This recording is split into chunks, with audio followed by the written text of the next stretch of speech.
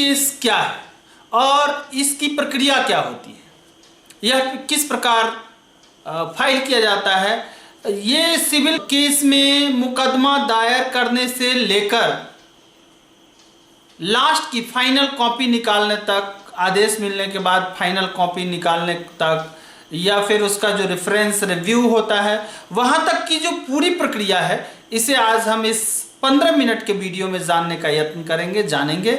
आप हमारे साथ बने रहिए वीडियो के लास्ट तक। हम लोग क्रमशः एक एक करके ये जो सालों चलने वाली प्रक्रिया है इसको 15 मिनट में समझाएंगे। तो आइए शुरू करते हैं।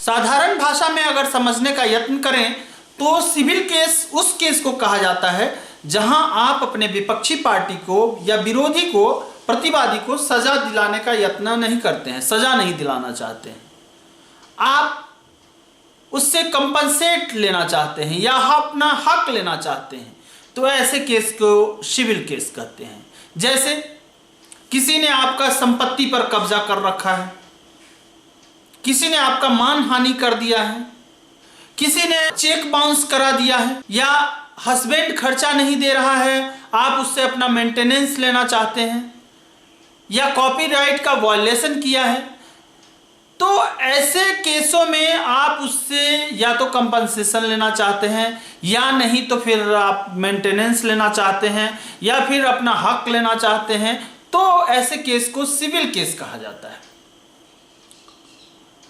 सिविल केस में एफआईआर दर्ज नहीं होता, इसमें डायरेक्ट केस दर्ज करना होता है, कोर्ट में जाकर डायरेक्ट केस दर्ज करना होता है, ये थाने में जाकर एफआईआर दर्ज नहीं होता। तो ऐसे केस को हम लोग सिविल केस के भीतर कई प्रक्रिया के माध्यम से समझाएंगे, बताएंगे कि ये सिविल केस कैसे होता है और कैसे गवर्न होता है, स्टार्ट टू एंड कैसे होता है। इसमें सबसे पहली प्रक्रिया है मुकदमा दायर करना, फिलिंग ऑफ सूट। आम भाषा में किसी के खिलाफ आवेदन देना या आरोप पत्र दाखिल करना।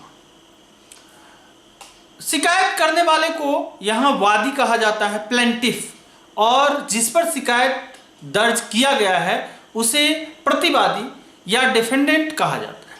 शिकायतकर्ता को लिमिटेशन एक्ट के अंतर्गत जो समय पीरियड, जो टाइम पीरियड दिया गया है उसके भीतर अपनी शिकायत दर्ज करानी होती है। जैसे मनी सूट में 3 साल का समय दिया गया है, तो मनी से संबंधित जो भी समस्या है, जो भी विवाद है, उससे संबंधित मुकदमा 3 साल के भीतर ही दर्ज कराना होगा। दूसरा है वकालतनामा। वकालतनामा एक ऐसा डॉक्यूमेंट है जिसके आधार पर अपनी बातों को कोर्ट में रखने के लिए, कहने के लिए एक प्रतिनिधि रखते हैं, जो प्रतिनिधि एक वकील होता है। वकालतनामे में कुछ बातें साफ साफ लिखी होती हैं, जिसमें पहला होता है मुवक्किल किसी भी फैसले के लिए वकील को जिम्मेदार नहीं ठहराएगा। मुवक्किल अदालती कार्रवाई में सभी खर्चों का वहन करेगा। जब तक वकील को पूरी फीस का भुगतान नहीं किया जाता है, वकील को दस्तावेजों को अपने पास रखने का अधिकार होगा। मुवक्किल यानी क्लाइंट अदालती कार्रवाई के किसी भी लेवल पर वकील को छोड़ने के लिए स्वतंत्र है, यानी वो जब चाहे अपना वकील बदल सकता है। वकालतनामे की जो अंतिम बात है वह यह है कि वकील अदालती कार्रवाई के दौरान कभी भी अपने मुवक्किल के हित में फैसला लेने को स्वतंत्र होगा। वकालतनामे को मुकदमे के कॉपी के आखिरी पेज के साथ जोड़कर रखा जाता है, यह अदालत के रिकॉर्ड का हिस्सा होती है। वकालतनामे की इस प्रोसेस के बाद जो चीज़ शुरू होती है वो है अदालती कार्रवाई। अदालत की पहली तारीख पर कोर्ट यह विवेचना करती है, यह निर्णय लेने की कोशिश करती है कि इस केस में सच्चाई है या नहीं। अगर कोर्ट को यह लगता है कि इस केस में सच्चाई नहीं है तो वो बिना प्रतिवादी को बुलाए हुए इस केस को वहीं खारिज कर सकती है।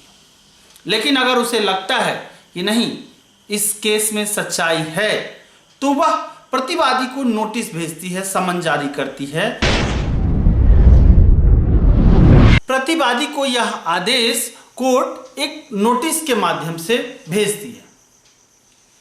प्रतिवादी को नोटिस भेजने से पहले वादी को दो काम करने होते हैं। पहला कि वादी कोर्ट फीस जमा कर दे, और दूसरा कि वादी प्रत्येक प्रतिवादी के लिए, अर्थात अगर 2 लोग हैं या 3 लोग हैं तो प्रत्येक प्रतिवादी के लिए 2 सेट।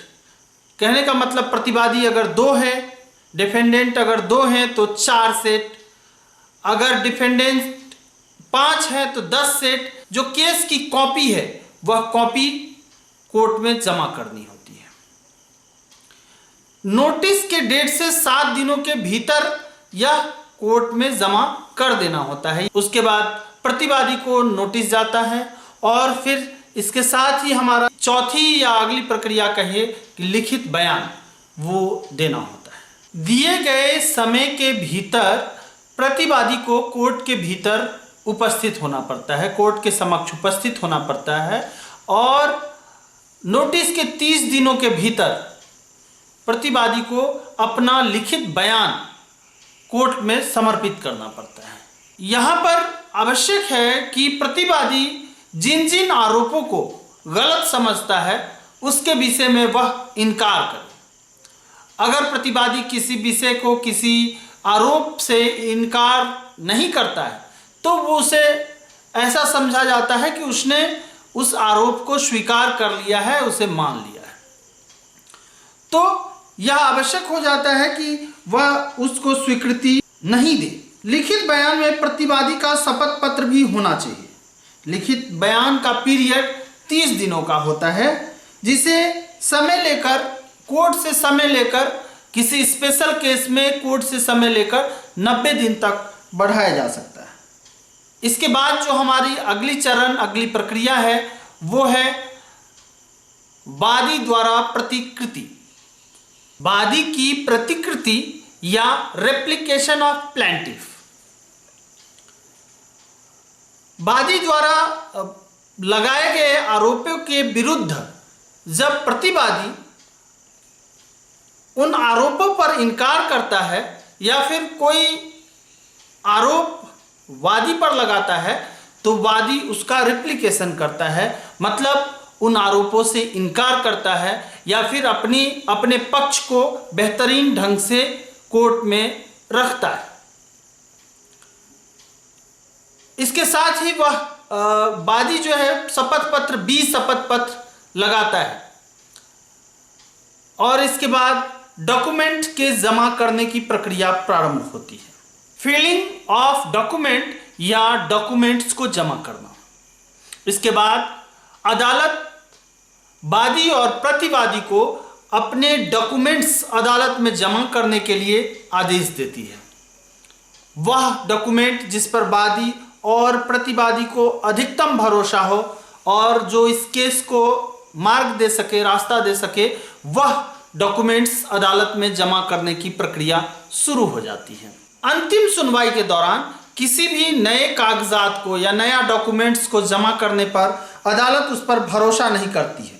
एक बार दस्तावेज स्वीकार कर लेने के बाद वह अदालत के रिकॉर्ड का हिस्सा हो जाता है और उसकी एक कॉपी विरोधी पक्ष को दे दी जाती है। इसके बाद अदालत मुद्दों का निर्धारण करती है। इसके बाद न्यायालय द्वारा मुद्दों को तय कर दिया जाता है, जिसके अंतर्गत गवाहों से पूछताछ या बहस किया जाएगा। लिस्ट ऑफ विटनेस या गवाहों की सूची। केस दर्ज होने के 15 दिनों के भीतर या फिर कोर्ट द्वारा दिए गए समय के भीतर गवाहों की सूची दोनों पक्ष से, वादी और प्रतिवादी दोनों ही पक्ष से गवाहों की सूची प्रस्तुत करनी पड़ती है। यहां पर आकर गवाहों से पूछताछ की प्रक्रिया शुरू होनी है तो गवाहों को समन भेजना, या तो आप गवाह को खुद बुला कर ले आए, वादी भी दोनों ही पक्ष अपने गवाहों को खुद कोर्ट तक बुला कर ले आए डेट पर, या फिर कोर्ट से रिक्वेस्ट कर सकते हैं, निवेदन कर सकते हैं।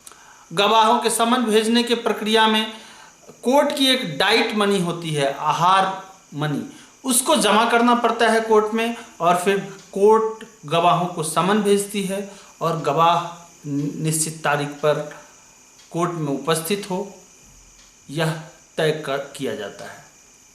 इसके बाद हमारी अगली प्रक्रिया स्टार्ट होती है गवाहों से पूछताछ। जिस पक्ष के द्वारा जो गवाह लाया गया है उससे उसी पक्ष के जो वकील पूछताछ करते हैं या विषय को उस गवाह के माध्यम से कोर्ट में रखते हैं, उसे एग्जामिनेशन ऑफ चीफ कहा जाता है। जबकि विपक्षी पार्टी द्वारा उसी गवाह से जो पूछताछ की जाती है उसे क्रॉस एग्जामिनेशन कहते हैं। इन विषयों के आधार पर केस अपना एक स्वरूप लेता है और उसके बाद अंतिम फैसले की तरफ कोर्ट बढ़ता है। अंतिम सुनवाई, इन सारे प्रोसेस के बाद कोर्ट अंतिम सुनवाई करने के लिए एक तिथि निर्धारित करती है। उस निर्धारित तिथि पर फाइनल आर्ग्यूमेंट होता है।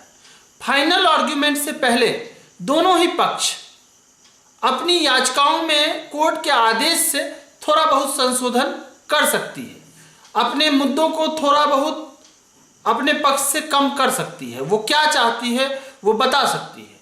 उसके बाद फाइनल आर्गुमेंट होता है और फाइनल आर्गुमेंट के बाद होता है अंतिम निर्णय, अंतिम फैसला होता है जो कोर्ट के द्वारा दिया जाता है, जिसे या तो उसी डेट को या फिर कोर्ट द्वारा दिए गए किसी अन्य डेट को सुनाया जाता है। सर्टिफाई कॉपी, सर्टिफाई कॉपी अदालत का अंतिम फैसला होता है जिसे एक साधारण शुल्क देके प्राप्त किया जा सकता है।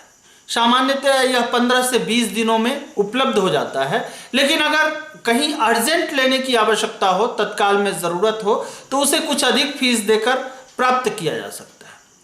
सर्टिफाई कॉपी एक केस के बाद दोनों ही पक्ष के लिए बहुत आवश्यक होता है।